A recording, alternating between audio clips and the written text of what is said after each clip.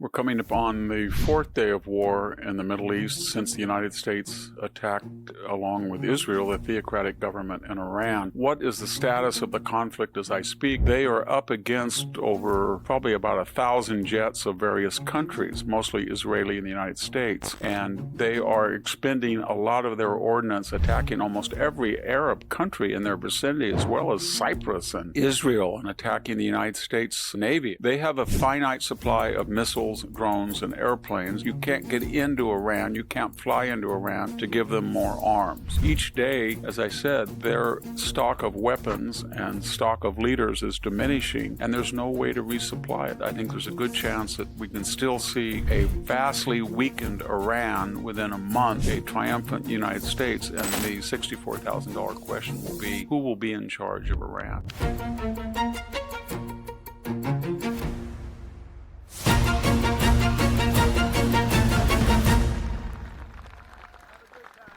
Hello, this is Victor Davis Hanson for the Daily Signal. We're coming upon the fourth day of war in the Middle East since the United States attacked, along with Israel, the theocratic government in Iran.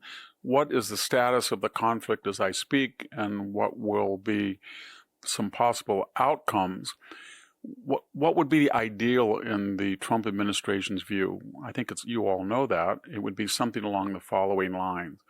A couple of more days of targeted strikes on the Iranian theocratic leadership, its Revolutionary Guard, would encourage the people who went out 1 million strong just a few weeks ago and were slaughtered.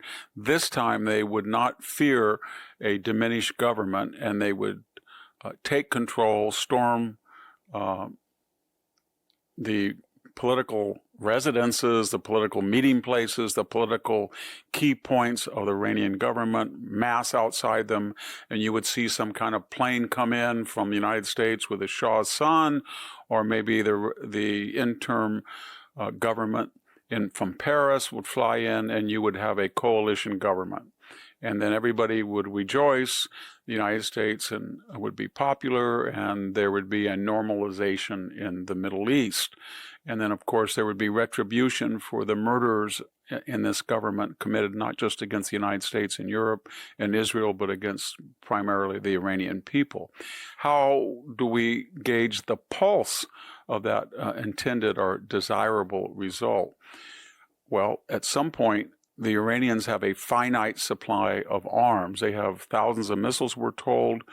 They had a navy, they had an air force, but they are up against over probably about 1,000 jets of various countries, mostly Israeli and the United States. And they are expending a lot of their ordnance, attacking almost every Arab country in their vicinity, as well as Cyprus and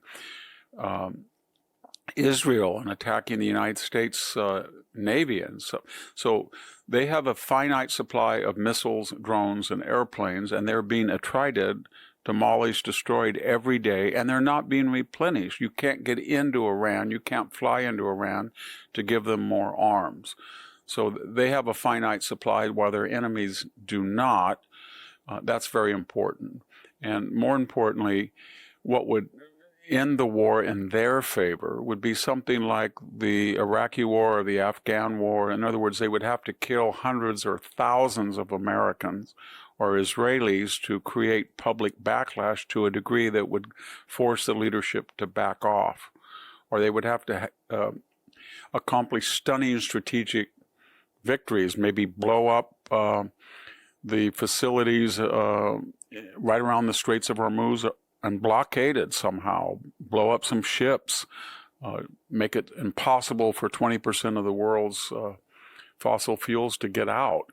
They don't seem to have the wherewithal. Each day, as I said, their stock of weapons and stock of leaders is diminishing, and there's no way to resupply it. That's how we lost in Vietnam. The Chinese and Russian governments were supplying either across the border or at the port of Haiphong. And that's why we didn't win in Afghanistan, because there was an open border with Pakistan, and that's why we had trouble in Iraq. Syria was transferring weapons into Iraq, but this is different. We can isolate the entry and exit into Iran with air power, and we have done that pretty well. One of the key indicators of the pulse of this war will be the the Iranian people. And this is under controversy. People are in disagreement. When you see your infrastructure go up in smoke, do you say, well, I like the Americans, but now they're starting to blow up apartment buildings, and I don't know who lives in there. Maybe they're members of the regime, but that's going to cost all of us. And, my third cousin is actually working for Rafsanjani or something, and he's not all that bad. Or will it say, thank you? These are the people who butchered us. And when you take them out and you take their infrastructure out, it empowers us, and we're going to hit the streets pretty soon. Nobody knows that answer. A lot of people opine upon it, but we'll have to wait a few more days to see what the pulse of battle is. And what are the attitudes of foreign peoples and nations and countries? The Europeans have been very circumspect.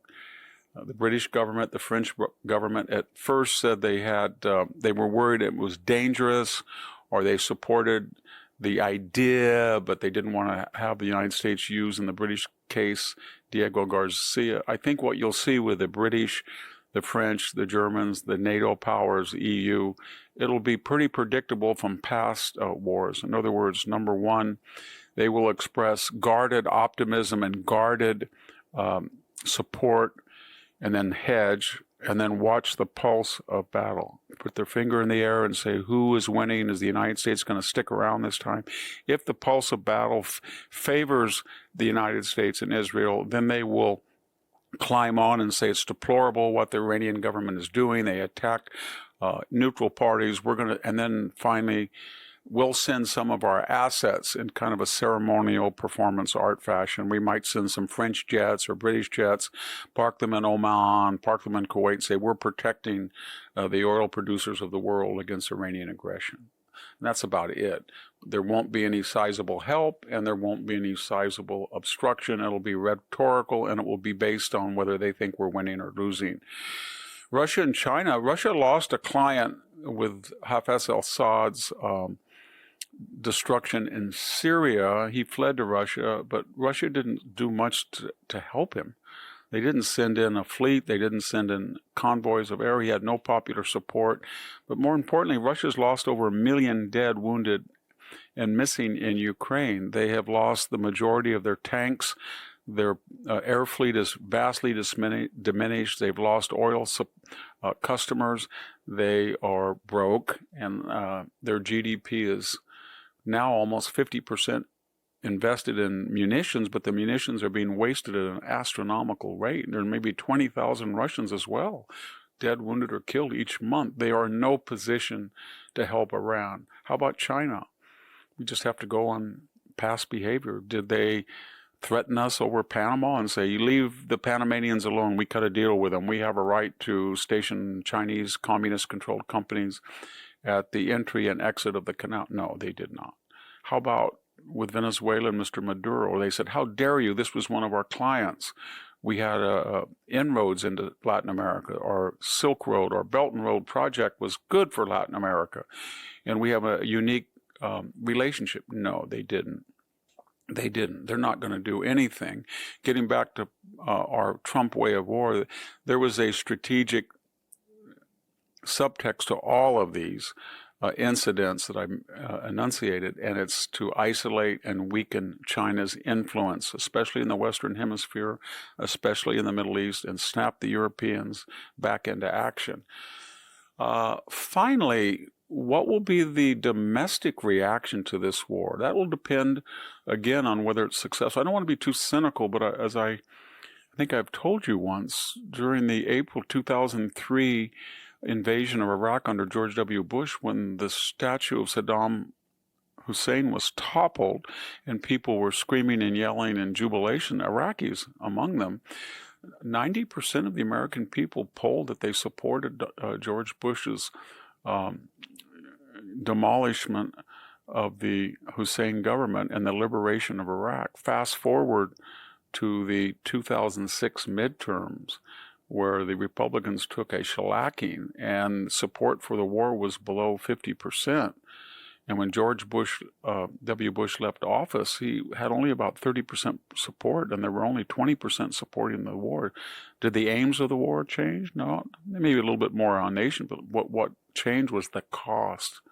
4,000 plus dead, many more wounded, $1 trillion, and for what? An ungrateful Iraqi people, it seemed to us, who now were hand in glove working with our arch enemies, the Iranians. So you have to be very careful about the polls.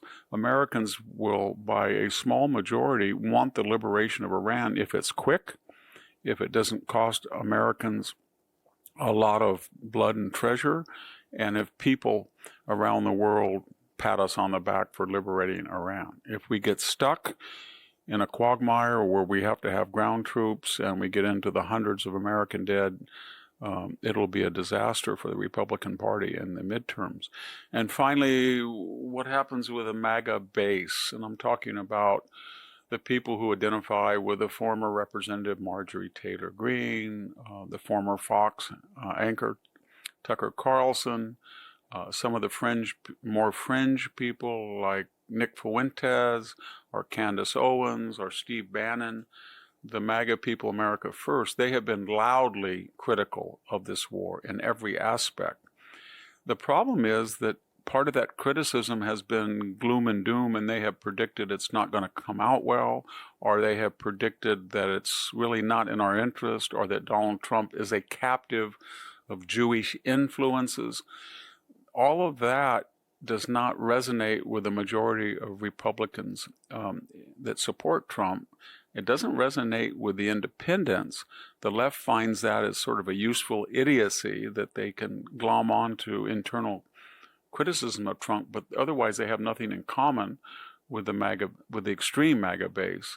So I don't think that will be a hindrance or a break on operations, except, as I just said, if the casualties climb, if we have to put in ground troops, if there is a falling out between us and some of our allies, if the anti-war movement ramps up and takes its fumes, takes an accelerant, I should say, from the ICE demonstration, the No Kings demonstration, the Tesla demonstration, and really gets going as it did during the Second Gulf War, then we could have some problems with the Trump administration's conduct of the war. I don't see that yet, and I think there's a good chance that we can still see a vastly weakened Iran within a month, a triumphant United States, and the $64,000 question will be, who will be in charge of Iran? And that is very important, because we went twice into Iraq. This is the second time we've gone into Iran. You don't want to go in a third time. So it would behoove Donald Trump to find a magical solution of removing the theocratic government, putting a benevolent government in its place without a lot of American blood and treasure. And that's a hard thing to do. Thank you very much. This is Victor Davis Hanson for the Daily Signal. Thank you for tuning in to the Daily Signal. Please like, share, and subscribe to be notified for more content like this. You can also check out my own website at victorhanson.com and subscribe for exclusive features in addition.